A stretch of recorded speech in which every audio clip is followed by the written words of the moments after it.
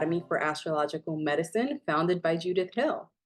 And in this video, I'm having a conversation with herbalist and medical astrologer Cameron Allen to get to know a little bit more about his background and his upcoming talk for our Herbalism and Medical Astrology Summit happening from November 12th through the 15th. In the summit, he'll be teaching on finding the root of illness utilizing natal astrology. And in this conversation, we'll be getting a little bit more background into how Cameron found this path and why he's so passionate about working with herbs and the planets. We hope you can join us, and please enjoy the conversation. Hi, Cameron. Nice to see you again. Hey, And Mel, nice to see you. thanks for right. Thanks for getting together to talk about your talk in the summit and a little bit more about you. I want to squash any questions about the fact that we're actually friends, and that's not the reason why you're talking in the summit. You're talking in the summit because you're probably one of the best medical astrologers I'm acquainted with, and you incorporate a lot of what you know into your practice and with your clients. But I'm actually more interested in sharing with our viewers a little bit of your origin story, because not a lot of people know it, and I think it's fascinating. So Yeah, I want to do like a quick introduction for you before we get there. And so Cameron Allen, he's an herbalist. He's now medical astrologer. He's an Ayurvedic practitioner. You're almost done with your Ayurvedic training, yeah, right? I got a year left in like client hours to do, but yeah, I'm on the way there, well on my way. Aren't you a yoga instructor as well? I have 200 certified hours in Kundalini yoga, and I'm also in another yoga program called Budokan, which is an infusion of yoga, jujitsu movement, and then also like some primal movement, mobility kind of things going on there too. Yeah. And And I you have over like 300 hours in physical therapy internship work when I was in college as well. and 200 hours in like samurai martial arts training. Like what else? I'm just kidding. It's just like you have all these random things, but you're able to bring them together. Yeah, so your background really fascinates me because it actually started. When did it start for you? It started in college. I want to like give all your credentials, but I feel like you can build out to that as you're telling us about what got you here. Totally, And I love the story. totally, So please. totally. Yeah. So in college, I was studying health and sports science and also psychology. When I was playing football, I tore my ACL, and then I went to Florida to get like 300 hours in physical therapy training to work on my own knee. And around that time too, I started writing a lot of papers on Carl Jung, which kind of got me into like the psychological perspective from alchemy with the planets, and like writing papers on that. So I could even say like that's where I kind of started. But later on down the line, I was working at a facility for troubled youth, and I had like some metaphysical, spiritual experiences, let's say, and that directed me towards some spiritual supply stores here in the city. And then I started working at a spiritual supply store, and then I started drinking a bunch of tea. And that was like the beginning, little did I know, of like me becoming an herbalist. And the first plant that was talking to me was passion flower. And one night, passion flower said, "Go to Portland, Oregon." And I had no clue what that meant. I also didn't have the financial resources to do that. So I was just like, okay, what does this mean? I woke up the next morning. The first thing I saw on Facebook, the Lost Renaissance Medicine Conference from Judith Hill. And so that was like, yeah. And then also just Sajah Popham was teaching there. Matthew Wood was teaching there. So, this is such a like wrap around kind of So journey here. Yeah. So it's like kind of amazing to like see how everything has panned out and how the plants took me to the plants, how the plants took me to the planets, and then I really just from there, yeah, I like did the Kundalini yoga and in another yoga training program. I've also done like a little Unani Tibb training program too, like a level 1 program. And so I just infuse all these things into my practice. And I've taken sage, I've taken obviously a lot of classes with Judith. I've taken alchemical herbalism with Sajah. I've taken botanical constellations with Sajah.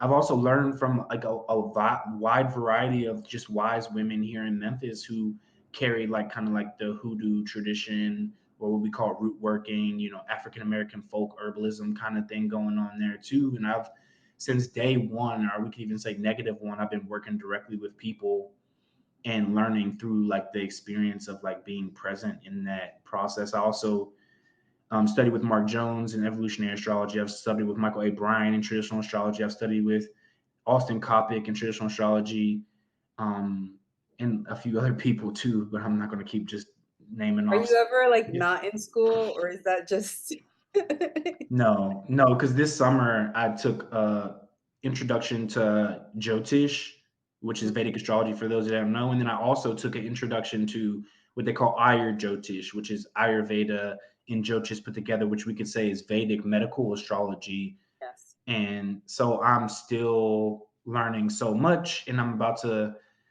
soon like get a mentor in what they call hijama or cupping therapy. And Wow. so yeah, because it like we starting to get these old translations from the Arabic times, and cupping or hijama was like it was a really important thing that people did with medical astrology. There would be like certain signs that you shouldn't do cupping on, or certain signs you should do cupping on, or what days of the moon to do cupping on, and stuff like this, and just trying to like sink a little deeper into like the Unani Tibb medicine perspective based off of that whole robust medicine system that actually belongs with medical astrology. And so anyway, that's just kind of a roundabout way of talking about some of the things, a lot of the things that I've done, but there's still more there. Yeah, yeah. I mean, you've even taught for our academy, so I know that you are what are you on the board at ESAR? Yeah, Um, I'm on the board of ESAR, yeah, you're and one there's some of other. the astrologers for the Astrology Hub, which is awesome. Hmm. You also have your own private practice. You do a lot of volunteer work locally in Memphis, and you work with folks who really don't have resources to pay for healthcare, and so you help provide some support there. Will you tell us a little bit about what that community work looks like for you and how that has changed your practice?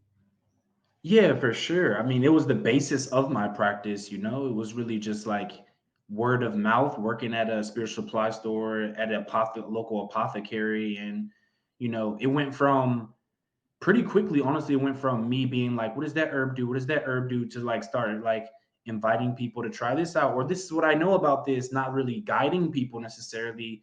And it went from that to 3 years later, it's a Saturday and there's a line of 8 people waiting for me to do my, I would say, on the ground, quick and dirty assessments.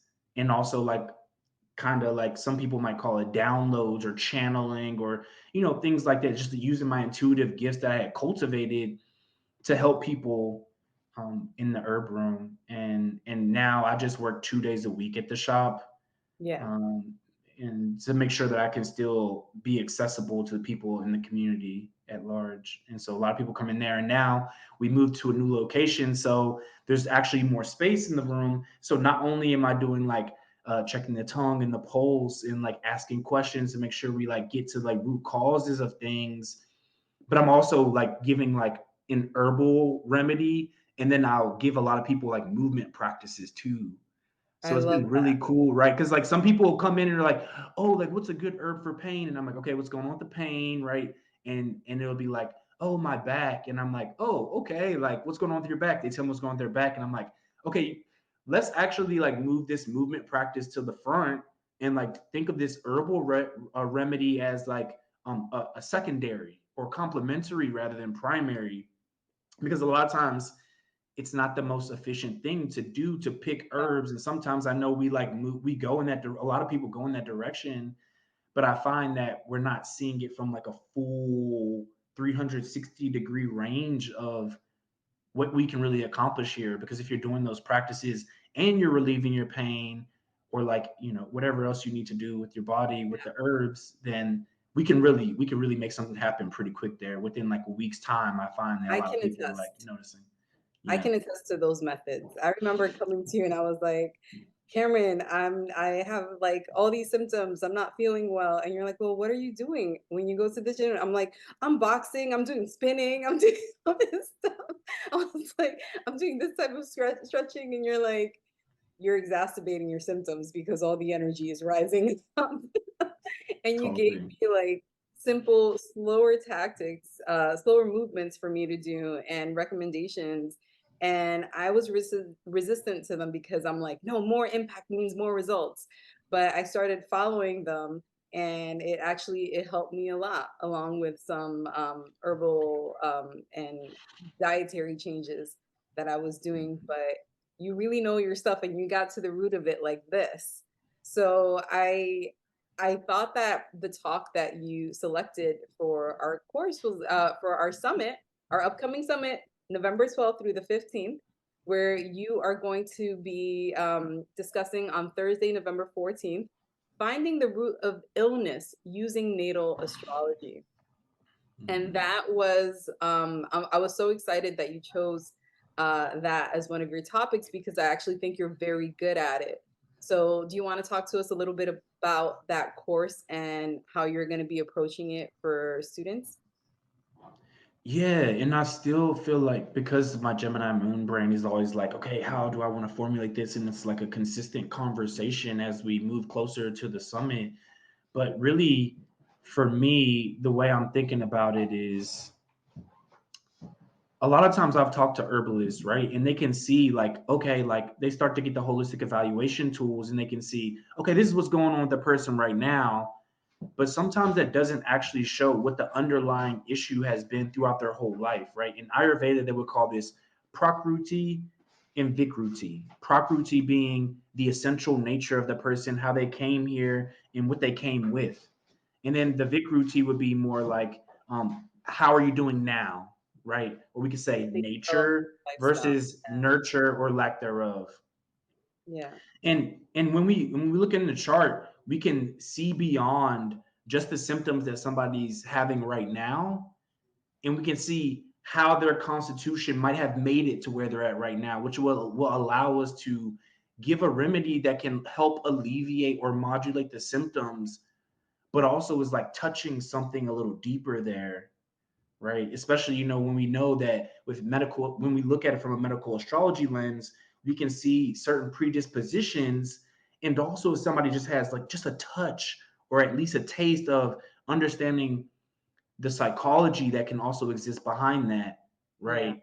Then we can really start cooking, right? And like one thing that I really was like really blessed with is attuning, and wouldn't say I was like fully a student, but like just attuning to Matthew Wood's work and seeing how he had these psychological correspondences, and me having a psychology degree that was really really helpful to help me be able to, like, okay, underneath all this, actually there's this one herb that works with this psychology, and I'm making this formula that's for all these symptoms as well at the same time.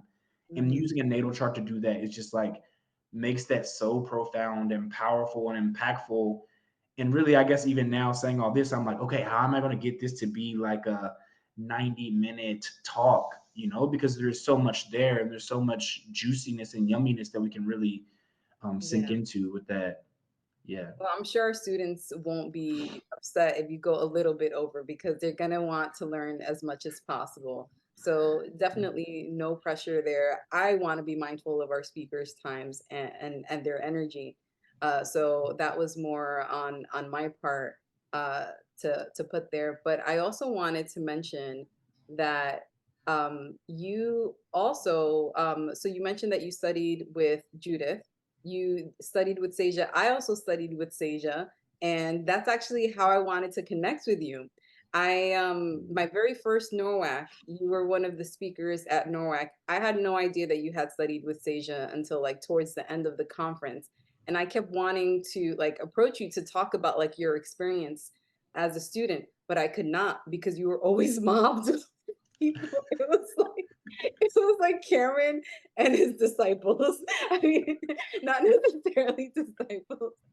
I learned afterwards that they're like your friends, you know, like Mhm, you're very mhm. Aquarian in that sense, and that you have like friends from all over. But I was like, man, I was like, he's probably got a big ego. Like maybe I'll just talk to him another time. And then I found out that in fact you do have a big ego, but in the best way possible. You have a big Totally. ego in that you're like, I'm awesome. But you know what? You're awesome too. And you're awesome and you're awesome. And you need to know your awesomeness. And that's really the Mhm. best kind of ego that someone can have. Not in that I'm better than you, but in that I'm shining my light and you need to shine your light as well. So I really appreciate that Beautiful. about you because it's one of the things that makes you so unique. Aside from the fact that you are a male athlete who's also an herbalist in predominantly female dominated area, um, Mm. it's your approach to how you work with people and how you're able to shine, but also allow your clients to shine as well. And I wanted to mention that you also taught a class for us. This was last year. It's a wellness practice, harnessing your skills um, to get started with clients and blind case studies. And that one is up on the Academy. If anyone wants to check out a class that Cameron has taught for us, it's really well done. You even go into the checklist that one has to kind of consider when taking on a new client. So I think it's a great class for people to learn your teaching style. But you have so many classes just up on the web. You've taught for Norwalk, you've taught Mhm, for Nadia Shah School, Synchronicity mhm. University. You've taught in like so many conferences. I guess my question to you is, what what makes this specific program different for you than the other places that you've taught in terms of the topics you'll be discussing? Yeah, I've never taught this before, ever, anywhere like this. And also just thinking about it, from the perspective of if I taught an iteration of this that was like maybe 2 or 3 years ago at the Synchronicity University, one of those 5 week courses, and my way of thinking was like very different, like maybe I was just starting Ayurveda school, and I definitely wasn't connecting Unani Tibb fully and completely to medical astrology. Also, there's like a lot of different translations that have just come out that have allowed me to sink deeper into like my understanding of like how to delineate or calculate things, right? But it's like before I had like a resistance to the form of calculation before when it came to trying to figure out somebody's temperament or body constitution. But now realizing that we just had fragments of information, we were always supposed to use the natal chart just like we would still check the tongue. We would still check the pulse. We would still ask the questions. And by being able to kind of be able to like focus in on it through the natal chart first, when we get to people, we already have information that doesn't have to cloud us, because a lot of times before, when people would have these calculations, it would feel like kind of mechanical, and it would like cloud our vision, and we'd be like, oh, I already know what's happening here. But really it's supposed to be contextual, it's supposed to be informative, it's supposed to give us like a ability to dream or even be more present with the person. And so being able to like tap into that from a heart centered space is just something that I think is really profound, and it's something that I had resistance to. It's something I always also have found that a lot of other people have had resistance to, because it did seem like very calculated and mechanical, but it actually can allow us to create a container or a space to hold even deeper witnessing. Thank you for that. That's definitely something that I feel we need to contemplate and just think about, are we really assimilating that perspective, or are we really capturing that perspective as we're working with people, and kind of like reminding ourselves it doesn't have to be mechanical, it's Yeah. holistic. My question, one of my final questions to you is Unani Tibb. You've mentioned it a few times in this talk. Can you just give a quick summary about what that is for folks who've never heard that term before? Yeah, so it's been really interesting, and I've like put an extra emphasis on saying the word Unani Tibb so many times lately because we know Nicholas Culpeper, we know Galen, we know Hippocrates, we know when people say temperament, and even a lot of us know when somebody says humor. And this all comes from the Greco-Arabic medicine, which is called Unani Tibb, right? Which they say Hippocrates was the father of, so to speak. But really, when we look back, we see King Hammurabi, we see Imhotep, we see Hippocrates, we see Galen, we see Ibn Sina, we see Arazi, we see all these people actually having an influence in it.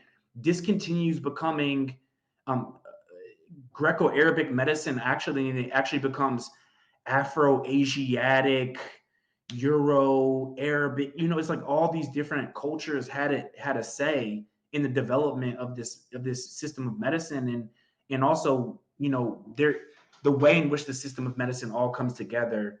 It just connects to medical astrology in such a. It's like I can't say it's perfect yet, but I'm like, oh my gosh, like if we really were working with this whole medical system and like Mm, infuse it into the medical astrology, like, oh yeah, like things could be so much clearer because in a lot of ways, if people think of medical astrology, when we hear the word medical, automatically our most of our brains thinks of Western modern medicine.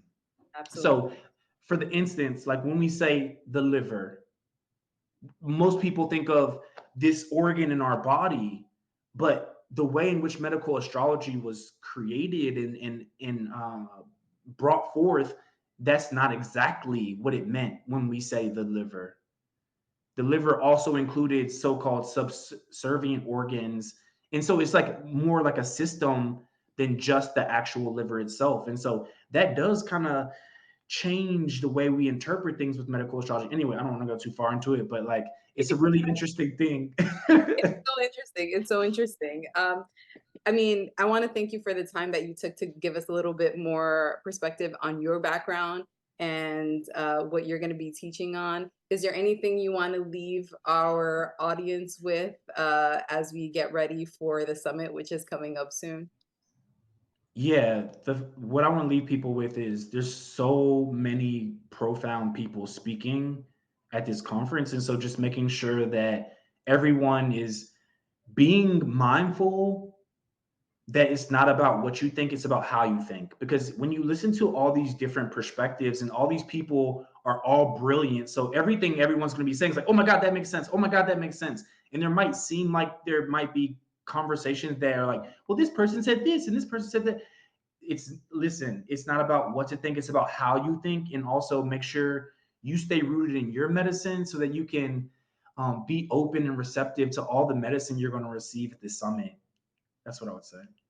I love that. Thank you so much, Cameron. I appreciate it. Yeah, for sure.